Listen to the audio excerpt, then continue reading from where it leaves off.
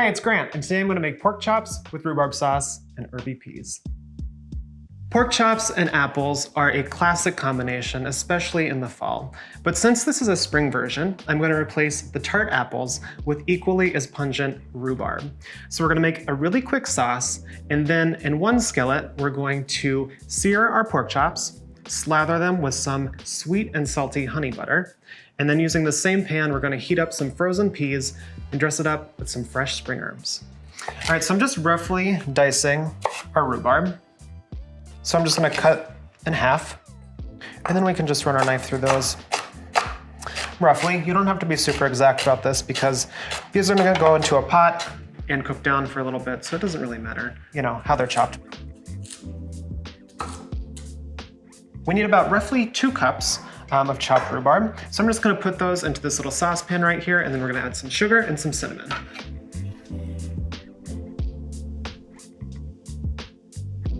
All right, so I've added about 2 cups of chopped rhubarb into our pot right here. So we're just gonna sweeten it up with a little bit of sugar.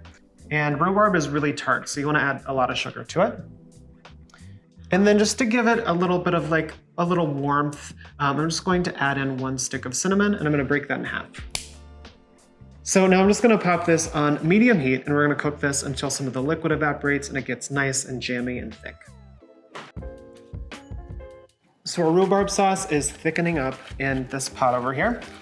And I'm just gonna pat these pork chops dry. And then, once those are nice and dry, I'm going to season them with lots of salt and some pepper. Now these pork chops are pretty fatty, and we know that fat loves salt, and we also need some acidity. The rhubarb sauce is gonna bring that acidity. This is the salty component of the dish, so you wanna make sure you salt these pork chops really well. A little bit of pepper. Give them a flip. And season the other side.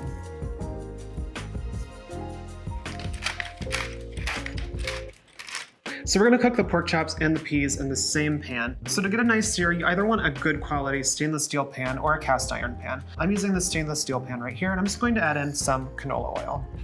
And I've preheated my pan so it's nice and hot. All right, so our pan is nice and hot. I'm just going to add our pork chops to it.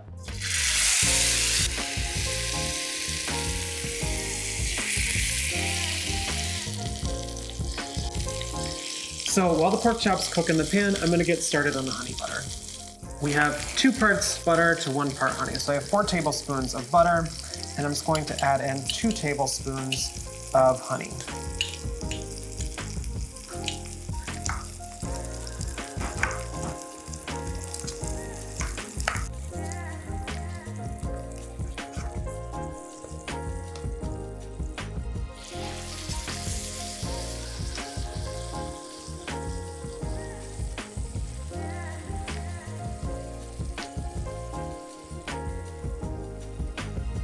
Since these are pretty thick, I'm just gonna turn them on their sides and make sure that we cook this little rounded fat cap right here until it's nice and crispy and brown.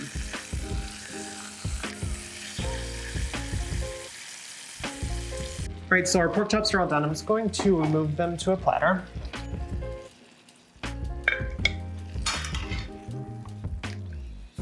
And then I'm just going to slather them with a little bit of this honey butter that we just made.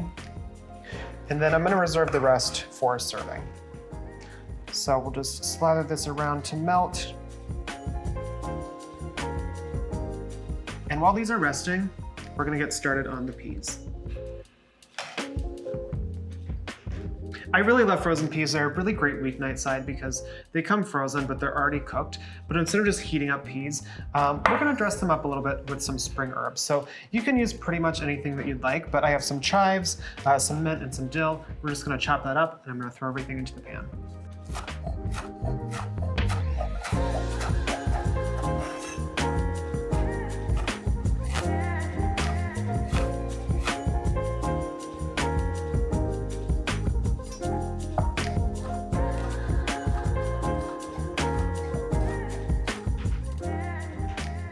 Right, so our herbs are all chopped up and now we're ready to start cooking the peas. So this pan is still nice and hot from cooking the pork chops. I'm just going to add in 1 bag of frozen peas. Swirl those around the pan a little bit. And they're also just gonna pick up all that flavor from the pork. And then I'm gonna add all these herbs, and I actually like to use a bench scrape. This is actually like a baking tool, but it's also really great for moving your food from one place to another. So I'm just gonna use my bench scrape and throw all these herbs in the pan.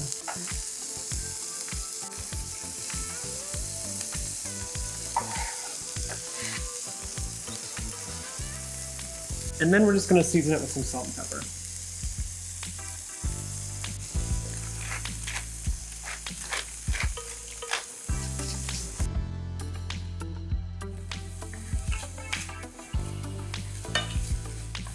That's pretty much all the time the peas need. So I'm just going to pop these into a serving dish and then we'll serve everything up.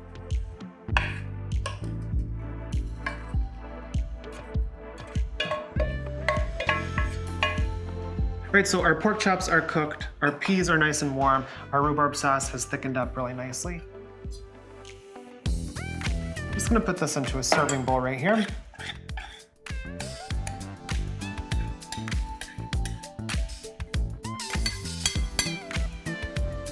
So let's plate it up. I like to do a little bed of peas, put those down first.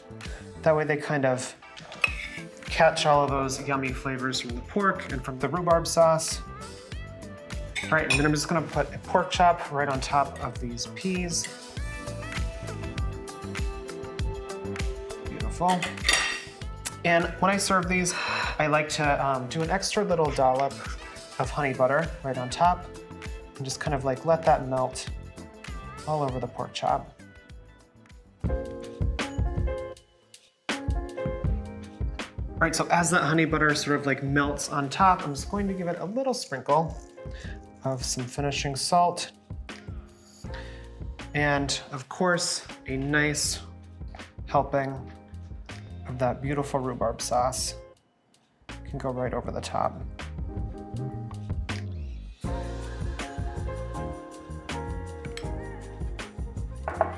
All right, so here you go. This is our honey butter pork chops with rhubarb sauce and herby peas.